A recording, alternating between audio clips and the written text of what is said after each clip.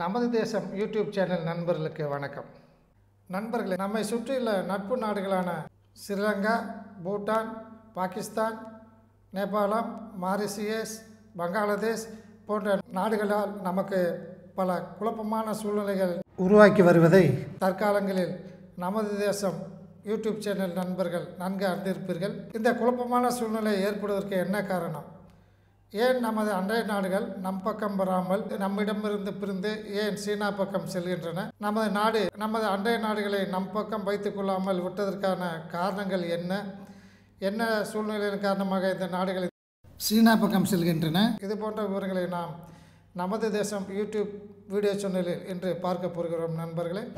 நண்பர்களே, நமது தேசம் யூடியூப் சேனலுக்கு சப்ஸ்கிரைப் செய்யாத நண்பர்கள் தயவுசெய்து சப்ஸ்கிரைப் செய்து கொள்ளும்படி அன்புடன் கேட்டுக்கொள்கிறேன்.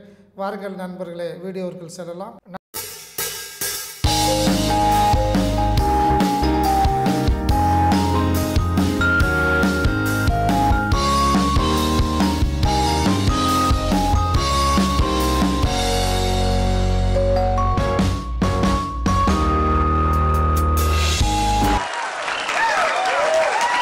நண்பர்களே, நமது இந்தியா பொருளாதார வளர்ச்சியில் மிக அதிகமாக முன்னேற்றம் அடைந்து வரும் இந்த தருணத்தில் நமது வல்லுநர்கள் என்ன கூறுகிறார்கள் என்றால், இனியும் 1 அல்லது 2 வருடங்களுக்குள் இந்தியா உலகத்திலேயே பொருளாதார வளர்ச்சியில் 3வது முன்னேற்றமடைந்த நாடாக வரக்கூடிய வாய்ப்புகள் அதிகமாக உள்ளன என கருத்து தெரிவித்து வருகின்றனர். ஆனால் இந்த நிலையில் நமது நாட்டின் வளர்ச்சியை பிடிக்காத அமெரிக்கா மற்றும் மேற்கத்திய நாடுகள் மற்றும் சீனா உட்பட நமக்கு ஏராளமான இடையூறுகளை தொடர்ந்து கொடுத்து கொண்டிருக்கின்றன. நாம் நமது நாட்டின் வளர்ச்சி பணியில் கவனம் செலுத்த முடியாத ஒரு சூழ்நிலையை உருவாக்கி வருகின்றது. இது மட்டுமில்லாமல் நமது அண்டை நாடுகளும் நமக்கு ஏராளமான பிரச்சனைகளை கொடுத்து வருகின்றன. விவரம் தெரிந்தவரை 1960 நமது அண்டை நாடுகளுக்கு நமது நாடு ஏராளமான நிதி உதவியை இலவசமாகவே ஒரு காலத்தில் அளித்து அவர்களின் பாதுகாப்பையும் அவர்களின் வளர்ச்சியையும் பார்த்து கொண்டது. அதே போன்று தற்போது நடந்து வரக்கூடிய ஏராளமான முன்னேற்றத்தின் காரணமாக அந்த நாடுகள் எல்லாம் இந்தியாவிடமிருந்து மிக அதிகமான நிதி உதவியை எதிர்பார்க்கின்றன, மிக அதிகமான உதவியை எதிர்பார்க்கின்றன. அதிகமான அந்த நாட்டின் பாதுகாப்பை இந்தியா உறுதி செய்யுமா என்று அவர்கள் எதிர்பார்க்கின்றனர். ஆனால் நமது நாட்டின் பிரச்சனைகளை, உள்நாட்டில் நிலவக்கூடிய பிரச்சனைகள் மற்றும் வெளிநாடுகளிலிருந்து வரக்கூடிய பிரச்சனைகளை சமாளிப்பதில் நமது நாட்டிற்கு பாதி நேரம் சரியாகி விடுகிறது. மீதி நேரத்தில் தான் நம்ம நாட்டின் வளர்ச்சியை பற்றி நமது இந்தியா நினைக்கக்கூடிய நிலையில் உள்ளதாக தெரிகிறது. 2021ஆம் ஆண்டு மியான்மரில் ஜனநாயக முறையில் தேர்ந்தெடுக்கப்பட்ட அதன் தலைவர் ஆங் சான் சூகி என்பவரை அந்த நாட்டு இராணுவம் அவரை பதவியிலிருந்து நீக்கிவிட்டு அங்கே இராணுவ ஆட்சியை ஆரம்பித்தது. அப்போது முதற்கொண்டு உலகத்தில் நமது நாட்டை சுற்றியுள்ள அனைத்து நெய்பர்ஹுட் என்று சொல்லக்கூடிய அனைத்து அண்டை நாடுகளிலுமே பிரச்சனைகள் ஏற்பட்டன. அவை நமக்கு எதிராகவே அந்த பிரச்சனைகள் அமைந்தது. நண்பர்களே, 2021ஆம் ஆண்டு ஆப்கானிஸ்தானத்தில் அமெரிக்கா வெளியேறிய பின்பு அங்கே தலிபான்கள் தனது ஆட்சியை அங்கே நிலவினர். ஆனால் தற்போது வரை தலிபான்கள் நமது இந்தியாவிற்கு சாதகமாகவே இருந்து வருகின்றனர். ஆனால் அந்த நாடு நம்மிடம் அதிக அளவில் நிதி உதவியையும் அந்த நாட்டின் பாதுகாப்பையும் எதிர்பார்க்கின்றது. ஏனென்றால் அந்த நாட்டில் தற்போது உணவு பஞ்சம் மிக அதிக அளவில் உள்ளன. எந்த நாடுகளுமே அந்த நாட்டை ஒரு நாடாக இதுவரை அங்கீகரிக்கவில்லை. உலகத்தில் ஒரு சில நாடுகள் மட்டுமே ஒரு நாடாக அறிவித்துள்ளன. இந்த நிலையில் நாம் அவற்றுக்கு வேண்டிய உணவுப் பொருட்கள் மற்றும் இதர பொருட்களை அனுப்பலாம் என்றால் பாகிஸ்தான் வழியாகத்தான் செல்ல வேண்டும். ஆனால் பாகிஸ்தான் அதற்கு அனுமதி அளிக்க மறுக்கின்றது. வேண்டிய பொருட்களை எங்களிடம் தார்கள், நாங்கள் சென்று ஆப்கானிஸ்தானில் சேர்த்து விடுகிறோம் என்று கூறுகிறது. இது நடக்கக்கூடிய காரியமா? பாகிஸ்தான் சென்று ஆப்கானிஸ்தானில் சேர்க்குமா? தலிபான்களுக்கு ஆப்கானிஸ்தானுக்கு வேண்டிய உதவிகளை செய்ய முடியாத ஒரு சூழ்நிலையில் இருக்கின்றோம். இதன் காரணமாக சீனா உள்ளே நுழைந்து ஆப்கானிஸ்தானத்தில் சில பணிகளை செய்து வருகிறது. அங்கு உள்ள முக்கியமான மினரல்கள் என்று சொல்லக்கூடிய தனிமங்களை அதிகளவு வெட்டியெடுக்கும் பணியில் ஆப்கானிஸ்தானத்திற்கு சீனா உதவி செய்கிறது. அது மட்டும் இல்லாமல் சில முக்கிய உள்கட்டமைப்பு வசதிகளையும் செய்து கொடுப்பதற்கு சீனா தலிபான்களுக்கு உதவி செய்யக்கூடிய நிலையில் உள்ளதாக தெரிகிறது. ஆப்கானிஸ்தானத்தில் தலிபான்கள் தனது ஆட்சியை நிறுவிய பின்பு 2022ஆம் ஆண்டில் பாகிஸ்தான் பிரச்சனை ஆரம்பித்தது. இம்ரான்கான் அவரது ஆட்சியை பிடிக்காத அமெரிக்கா அங்கே ஏராளமான குழப்பங்களை செய்து அந்த நாட்டில் உள்ள எதிர்க்கட்சிகள் எல்லாம் ஒன்று சேர்ந்து அவரை பதவியிலிருந்து நீக்கி எதிர்க்கட்சிகள் ஒன்று சேர்ந்து அங்கு ஆட்சி செய்ய ஆரம்பித்தன. திரு இம்ரான்கான் அவர்கள் மீது ஏராளமான குற்றச்சாட்டுகளை கூறி அவர் ஏராளமான கரப்ஷன் செய்துள்ளார், ஊழல் செய்துள்ளார் என்று கூறி அவரை சிறையில் அடைத்தனர். தற்போது வரை அவர் சிறையில் தான் இருந்து வருகிறார் என்பது நமது தேசம் யூடியூப் சேனல் நண்பர்களுக்கு நன்கு தெரியும். ஆனால் நாம் பாகிஸ்தானிற்கு ஏதாவது உதவி செய்யலாம் என்றால் அது நடக்காத காரியம். ஏனென்றால் அங்கு இராணுவத்தின் கட்டுப்பாட்டில் தான் அந்த நாட்டில் எல்லா விதமான செயல்களும் நடக்கின்றன. ஆகவே அந்த நாட்டிற்கு எந்த விதமான உதவியும் செய்யாத நிலையில் இந்தியா இருந்து வருகிறது. 2022 மீண்டும் பாகிஸ்தானை தொடர்ந்து ஸ்ரீலங்காவில் பெரிய பிரச்சனை ஏற்பட்டது.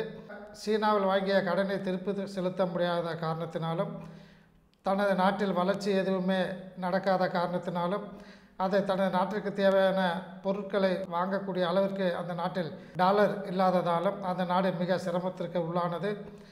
டீசல் உட்பட அனைத்து வகையான எரிபொருட்களும் உணவுப் பொருட்களும் எதுவுமே மக்களுக்கு கிடைக்கவில்லை. ஆகவே மக்கள் போராட்டத்தில் குதித்தார்கள். அந்த போராட்டத்தின் காரணமாக அங்குள்ள அந்த நாட்டை ஆண்ட தலைவர்கள் அந்த நாட்டை விட்டு வெளியில் செல்ல வேண்டிய ஒரு சூழ்நிலை ஏற்பட்டது. இந்த நிலையில் நாம் ஸ்ரீலங்காவிற்கு உதவி செய்யக்கூடிய ஒரு வாய்ப்பு கிடைத்தது. ஸ்ரீலங்காவிற்கு $4 பில்லியன் மதிப்பிலான நிதி அளித்ததோடு மட்டுமில்லாமல் அவளுக்கு வேண்டிய உணவுப் பொருட்கள், பெட்ரோல் போன்ற தேவையான பொருட்கள் எல்லாமே அந்நாட்டிற்கு அனுப்பி வைக்கப்பட்டு அவளுக்கு வேண்டிய உதவிகள் செய்யப்பட்டது. ஆகவே தற்போது நமது இந்திய நாட்டிற்கு வந்த அதன் பிரசிடென்ட் திரு அனுராக் குமார திசாநாயக்க அவர்கள் இந்தியாவிற்கு வேண்டிய அனைத்து சப்போர்ட்டும் செய்யப்படும் என்று அவர் உறுதியளித்துள்ளார். அண்டை நாடுகளுடன் மிக சிறந்த உறவை வளர்த்து கொள்ள வேண்டும் என்ற எண்ணத்திலேயே இந்தியா முயன்று வருகிறது. பாகிஸ்தானை பொறுத்தவரை அந்த நாட்டில் நடந்த சாங்காய் கோஆபரேஷன் மாநாட்டில் கலந்து கொள்வதற்காக நமது வெளியுறவுத்துறை அமைச்சர் அவர்களை இந்தியா அங்கு அனுப்பி வைத்தது. அது அந்த நாட்டிற்கு ஒரு சுமூகமான சூழ்நிலை ஏற்படுவதற்கு உதவி செய்தது. ஆனால் அந்த நாட்டு இராணுவம் அந்த நாட்டில் ஆட்சி செய்யக்கூடிய ஆட்சியாளர்களை இந்தியா பக்கம் சார்ந்து விடாமல் இருப்பதற்கு வேண்டிய நடவடிக்கைகளை எடுத்துக்கொள்கிறது. ஆகவே பாகிஸ்தான் நமது இந்தியாவுடன் அதிகமான உறவை மேம்படுத்திக் கொள்ள முடியவில்லை. இதையடுத்து நேபாளத்திலும் பல பிரச்சனைகள் இருந்து வருகின்றன. கடந்த 2 வருடங்களாக அங்கே ஏராளமான குழப்ப நிலவியது. அதற்கு பின்னர் திரு KPS ஒலி என்பவர் அங்கே பிரதமரானார். இவர் ஏற்கனவே 3 முறை அந்த நாட்டின் பிரதமராக பதவி வகித்தவர். இவர் சீனாவின் மீது அதிகளவு நட்புறவு கொள்ள விரும்புவர். நேபாளத்திற்கும் இந்தியாவிற்கும் இடையே இருந்த அந்த எல்லை பிரச்சனையை தீர்த்து வைப்பதாக நமது பிரதமர் அவர்கள் ஏற்கனவே கூறியிருந்தார். ஆனால் இன்று வரை அந்த நாட்டில் நமது 2 நாடுகளுக்கும் இருக்கக்கூடிய அந்த எல்லை பிரச்சனை தீர்க்கப்படவில்லை. ஆகவே திரு KPS ஒலி என்பவர் தனது நாட்டின் வரைபடத்தில் நமது நாட்டின் பகுதியைச் சேர்ந்த களப்பாணி, லுப்பிலக், லிம்பியாத்துரா போன்ற பகுதிகளை அந்த நாட்டின் எல்லையாக அவர் அறிவித்து கொண்டார். அந்த நாட்டின் பார்லமெண்டத்திலும் அது சம்பந்தமான தீர்மானம் நிறைவேற்றப்பட்டது. நண்பர்களே, நேபாள நாட்டில் பிரதமராக ஒருவர் பதவியேற்றவுடன் முதல் தடவையாக இந்தியாவுக்கு தான் வருவார்கள். ஆனால் இவர் உடனடியாக சீனாவிற்கு சென்றார். அது மட்டும் இல்லாமல் அந்த நாட்டில் ஏற்கனவே செயல்படுத்தப்பட்ட ஒரு பெல்ட் அண்ட் ரோடு இனிஷியேட்டிவ் என்ற திட்டத்தில் தனது நாட்டில் முக்கிய உள்கட்டமைப்பு வசதிகளை செய்வதற்கு அவர் ஒப்பந்தம் செய்து வந்தார். ஆகவே தற்போதும் நேபாள் நாட்டிற்கும் நம்ம நாட்டுக்கும் இடையான உறவு சற்று இழுபறியாகவே இருந்து வருகிறது. அதேபோன்று நண்பர்களே, நமது அண்டை நாடுகளான மாலத்தீவு, மொரீசியஸ் மற்றும் ஈரான் ஆகிய நாடுகளுடனும் நமது உறவு அவ்வளவு சிறப்பாக இருப்பதாக சொல்ல முடியாது.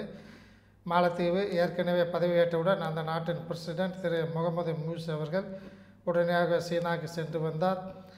இதன் காரணமாக நமது நாட்டிற்கும் அந்த நாட்டிற்கும் இடையே ஏராளமான டிப்ளமேட்டிக் உறவில் ஆனால் சீனாவிலிருந்து வேண்டிய உதவி கிடைக்காததால் உடனடியாக திரு முகமது முர்சி அவர்கள் நமது இந்தியாவிற்கு வந்து நமது இந்தியாவின் பிரதமர் அவர்களை சந்தித்து அந்த நாட்டுக்கு தேவையான உதவியை பெற்று சென்றார். நண்பர்களே, இது நமது தேசம் யூடியூப் சேனல் நண்பர்கள் அனைவருக்குமே தெரியும். மீண்டும் தொடர்ந்து மாலத்தீவிற்கு வேண்டிய உதவிகளை இந்தியா செய்வதாக உறுதியளித்துள்ளது. ஈரானை எடுத்துக்கொண்டால், ஈரான் நாம் பல வருடங்களாக அந்த நாட்டிலிருந்து நமது நாட்டிற்கு வேண்டிய எண்ணெயை இறக்குமதி செய்து வருகிறோம்.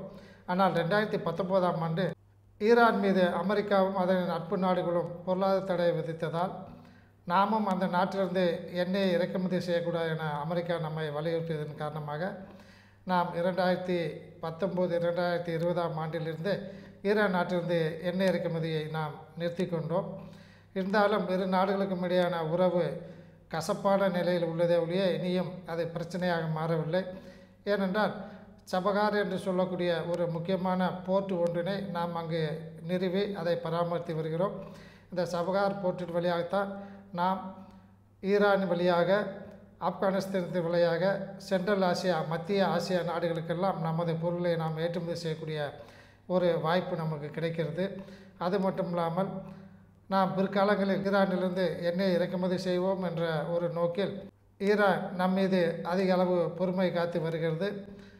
அதே போன்று மொரிஷியஸ் நாட்டில் ஏற்கனவே இருந்த பிரதமர் அவர்கள் நம் நாட்டின் மீது அதிக அளவு பாசம் கொண்டவர். ஆனால் அவர் நீக்கப்பட்ட பின்பு அதன் எதிர்க்கட்சி தலைவர் தற்போது அங்கே பிரதமராக வந்துள்ளார். ஆகவே மொரிஷியஸில் அந்த நாட்டின் பாதுகாப்பையும் அந்த நாட்டிற்கு வேண்டிய உதவியையும் சீனா சென்று செய்யக்கூடிய நிலையில் உள்ளது. நண்பர்களே, பின்னாளில் சீனா அமெரிக்காவுடனோ அல்லது இந்தியாவுடனோ போர் என்று ஒன்று வரும்போது அந்த நேரத்தில் தனக்கு உதவி செய்ய வேண்டும், தனது நாட்டின் படைகளை நிறுத்துவதற்கு உதவி செய்ய வேண்டும் என்ற ஒரு நோக்கத்தில் இந்தியாவை சுற்றியுள்ள அண்டை நாடுகளுக்கெல்லாம் அவர்கள் அடிக்கடி சென்று அந்த நாட்டுக்கு தேவையான உட்கட்டமைப்பு வசதிகள், நிதி உதவி மற்றும் அந்த நாட்டின் பாதுகாப்பிற்கு தேவையான ஆயுதங்கள் போன்றவற்றை வழங்கி வருகின்றன. ஆனால் இது போன்ற செயலில் நமது இந்தியா மிக அதிக அளவில் ஈடுபடவில்லை என நமது நாட்டு வல்லுநர்கள் கருத்து தெரிவித்து வருகின்றனர். நண்பர்களே, அடிக்கடி சென்று அந்த நாட்டின் பாதுகாப்பிற்கு தேவையான ஆயுதங்களையும் அந்த நாட்டுக்கு தேவையான நிதி உதவியையும் அளித்து வந்தால்தான் அந்த நாடுகள் நம் பக்கம் வரும். இல்லை என்றால் ஏற்கனவே நமது இந்திய பெருங்கடல் பகுதியில், நம்ம இந்தியாவிற்கு தெற்கே உள்ள இந்திய பெருங்கடல் பகுதியில் சீனா தனது ஆதிக்கத்தை செலுத்துவதற்காக ஏலமான கப்பல்களை கொண்டு வந்து அங்கே நிறுத்தி தனது திறமையை காட்டி வருகிறது. ஆகவே சீனா மிகப்பெரிய நாடு, பொருளாதாரத்தில் மிக சிறந்த நாடு, இராணுவத்தில் மிக சிறந்த நாடு. ஆகவே இந்தியா நமக்கு ஒரு விதத்திலும் பயன்படாது என்ற நோக்கத்தில் நமது அண்டை நாடுகள் எல்லாம் சீனாவின் பக்கம் சென்று கொண்டிருக்கின்றன. ஆகவே நமது நாடு வரும் 2025ஆம் ஆண்டு நமது பிரதமர் அவர்களின் மிக பெரிய முயற்சியின் காரணமாக அதன் அமைச்சர்கள் மற்றும் அரசின் முக்கிய அதிகாரிகள் எல்லாம் அண்டை நாடுகளுக்கு சென்று அந்த நாட்டின் தேவையை அறிந்து அவர்களுடன் அடிக்கடி பேசி அவர்களுக்கு வேண்டிய உதவிகளை செய்து வந்தால்தான் இந்தியா அவர்களின் நட்பு நாடாக அவர்களுக்கு தெரியும். நண்பர்களே, இல்லை என்றால் அவர்கள் அமெரிக்கா, ஜப்பான் அல்லது சீனாவை நோக்கி ஓடத்தான் வேண்டி இருக்கும். தற்போது தான் நமது வெளியுறவுத்துறை செயலாளர் அவர்கள் வங்காளதேசத்திற்கும் மொரிஷியஸிற்கும் நேபாளிற்கும் சென்று பேச்சுவார்த்தை நடத்தி வருகிறார். நமது வெளியுறவுத்துறை அமைச்சரும் ஒவ்வொரு நாடாக செல்ல கிளம்பி விட்டார். ஆகவே அந்த நாடுகளுக்கு வேண்டிய உதவிகளை செய்து 2025ஆம் ஆண்டில் நாம் இழக்கக்கூடிய நிலையில் உள்ள நமது அண்டை நாடுகளை எல்லாமே நமது நண்பர்களாக பாவித்து அவர்களுக்கு வேண்டிய உதவிகளை செய்து நமக்கு பிரச்சனைகள் ஏற்படாமல் பார்த்து கொள்ள வேண்டிய ஒரு கட்டாயத்தில் நாம் உள்ளோம். நண்பர்களே, அப்பொழுது தான் நாம் எதிர்பார்க்கக்கூடிய நம் நாட்டின் பொருளாதார வளர்ச்சி உலகத்திலேயே 3வது இடத்திற்கு நம்ம நாடு வரக்கூடிய நிலையை அடையும். நண்பர்களே, இத்துடன் நமது தேசம் இந்த யூடியூப் வீடியோ சேனலை முடித்துக் கொள்ளலாம். நமது தேசம் யூடியூப் வீடியோ சேனலுக்கு சப்ஸ்கிரைப் செய்யாத நண்பர்கள் தயவுசெய்து சப்ஸ்கிரைப் செய்து கொள்ளும்படி அன்புடன் கேட்டுக்கொள்கிறேன். நன்றி, வணக்கம்.